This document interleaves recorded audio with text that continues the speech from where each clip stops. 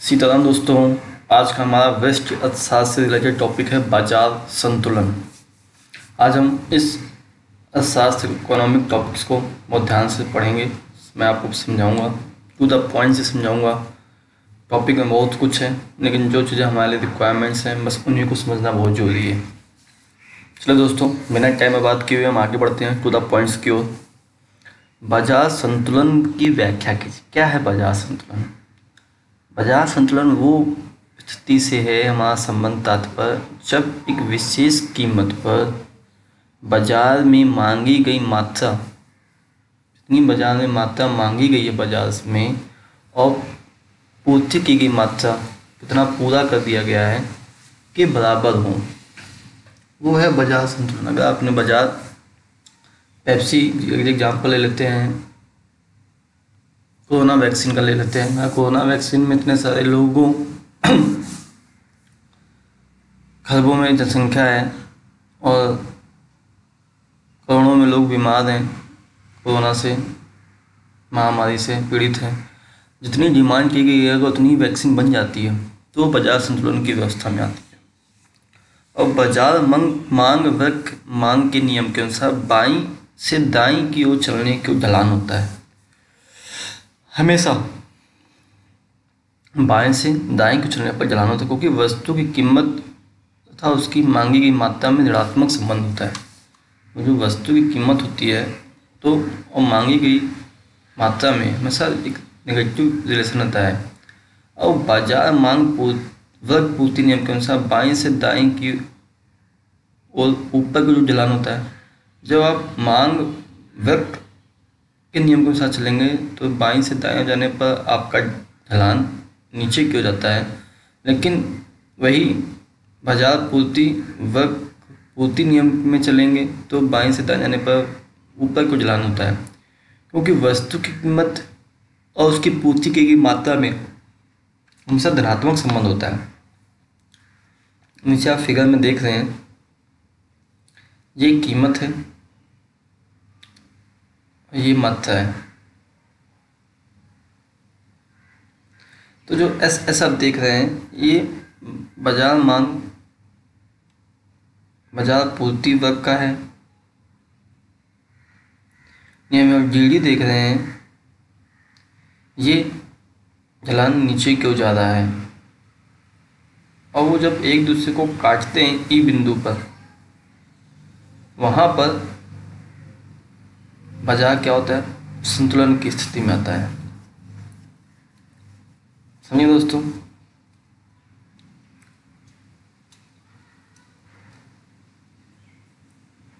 ये मात्रा है क्यू वाला, ये कीमत है, ये अधिमांग और ये अधिपूर्ति। हम कब कहते हैं कि बाजार में किसी वस्तु की अधिमांग है, अधिकतम मांग है? जब किसी वस्तु की बाजार मांग उसकी बाजार पूर्ति से अधिक हो जाए। अधिमांग कब होगा, अधिकतम मांग कब होगी, कब बोले जब उसकी पूर्ति से मांग अधिक हो जाए तो इसे अधिक मांग कहते हैं। यह संतुलन कीमत से कम कीमत पर होता है तो इसे अभावी पूर्ति भी कहते हैं। अधिक मांग कब है बाजार में? जब किसी वस्तु की मांग उसकी पूर्ति से अधिक हो जाए, यानी पूर्ति करनी थी 1 करोड़, मांग हो गई 2 करोड़, तो वो अधिक मांग हो गई और ये संतुलन कीमत से कम कीमत पहुंच जाता है और इसे अभावी पूर्ति भी कहते हैं। और कब हम कहते हैं किसी वस्तु के लिए अधिपूर्ति है बाजार में? और जब किसी वस्तु की बाजार पूर्ति उसकी बाजार मांग से अधिक हो जाए तो इसे अधिपूर्ति कहते हैं। यह संतुलन कीमत से अधिक कीमत पर होता है, इसे अभावी मांग भी कहते हैं।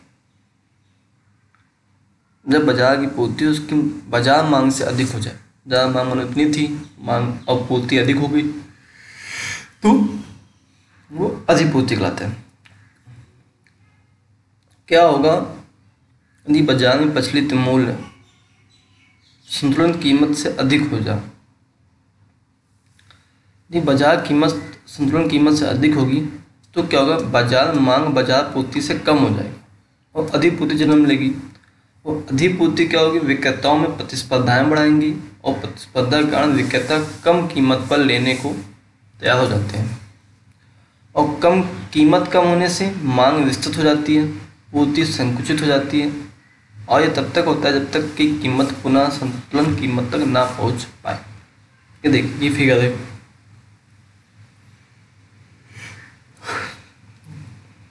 देख रहे हैं आप, मात्रा कीमत अधिपूर्ति अधिमांग।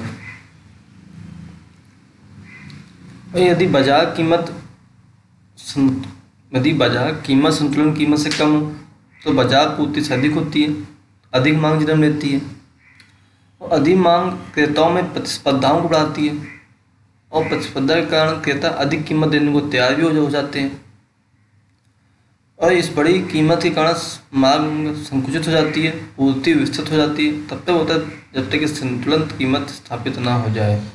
दोनों में संतुलित कीमत पुनः स्थापित ना हो जाए तब तक ऐसा होता है। लेकिन आप देखेंगे यदि बाजार कीमत संतुलित कीमत से कम हो जाए, जब संतुलित कीमत से कम हो जाएगी बाजार कीमत, तो क्रेताओं में प्रतिस्पर्धा बढ़ जाती है, और क्रेता अधिक कीमत देने को तैयार हो जाते हैं। कोई सामान है कम हो गया है, अब वो मना कर दुकानदार का, नहीं 10 का है, 9 में तो बेची, 10 का 10 में बेचा है, तो नहीं, उसे लगा कि नहीं कीमत अभी यहाँ पे सप्लाई आ नहीं रही है, तो क्या करें, दुकानदार क्या करता है उसको 10 को 12 में बेचता है। अब जिसके पास 12 वाले पैसे हैं वो तो खरीद लेता है, जो इसके पास नहीं है वो रुक जाता है, तो प्रतिस्पर्धा बढ़ जाती है, लोग पहले चले जाते खरीदने, बाद में चले जाते, तो इस तरह की प्रॉब्लम आती है। समझ गए दोस्तों। फर्मों की एक स्थिर संख्या होने पर पूर्ण प्रतिस्पर्धी बाजार में कीमत का निर्धारण किस प्रकार होता है। एक मात्रा की मतलब आप फिगर देख रहे हैं, जो जीडी है, अधिमांग है, एसएस अधिपूर्ति है, और जहाँ पे मिल रहे हैं ई, वो बाजार संतुलन बिंदु है।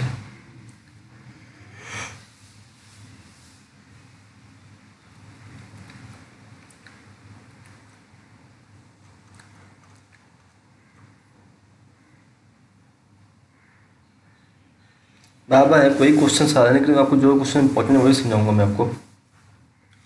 जब बाजार में निर्बाध प्रवेश तथा बहिर्गमन की अनुमति है तो फर्में पूर्ण स्पर्धी बाजार में कीमत के किस स्तर पर पूर्ति करती हैं, और ऐसे बाजार में संतुलन मात्रा किस प्रकार निर्धारित होती है, देखना है आपको। कि जब निर्बाध प्रवेश और बहिर्गमन से हमारा अभिप्राय होगा कि उत्पादन में बने रहकर संतुलन में कोई भी फर्म न असमान लाभ अर्जित करे न हानि उठाए, किसी का भी आना जाना हो सामान का, व्यापार का, जो उत्पादन में भी रहे लेकिन किसी फर्म को हानि और लाभ ना हो, असमान। ऐसी स्थिति में संतुलित कीमत सभी फर्मों की न्यूनतम लागत के बराबर हो जाती है।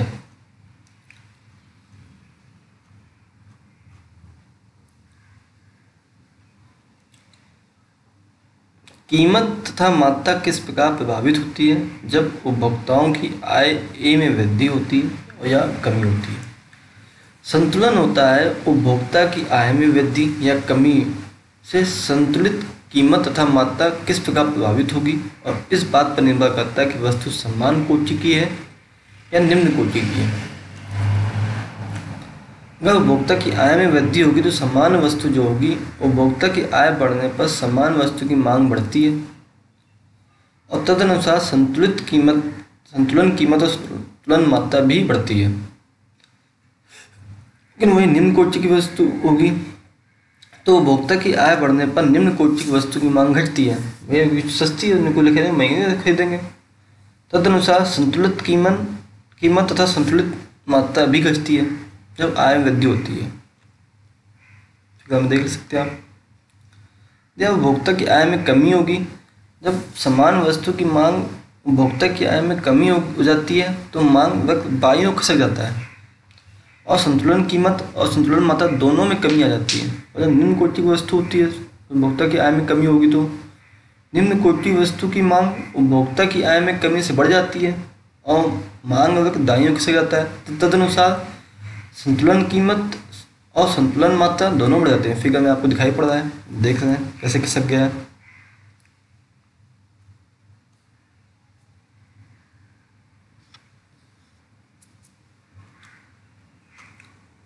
आगे देखिए, पूर्ति तथा मांग तर्कों का उपयोग करते हुए दर्शाइए कि जूतों की कीमतों में वृद्धि खरीदी व बेची जाने वाली मौजों की जोड़ी की कीमतों को तथा संख्या से किस प्रकार प्रभावित करते हैं। जैसे एग्जाम्पल है, जूतों की जोड़ी तथा मोजों की जोड़ी एक दूसरे के पूरक वस्तु हैं। अगर एक पूरक वस्तु कीमत और मात्रा में ऋणात्मक संबंध है, अर्थात x की कीमत बढ़ाने पर y की मांग कम हो जाती है, ये थोड़ा विपरीत होता है। इसीलिए जूतों की कीमतों में वृद्धि होने पर मोजों की जोड़ी की मांग में कमी होती है और तदनुसार मांग वक्र बाईं ओर खिसक जाता है और मोजों की कीमत तथा उसकी खरीदी और बेची जाने वाली संख्या में भी कमी आ जाती है। समझे दोस्तों, बस यही चलता रहेगा।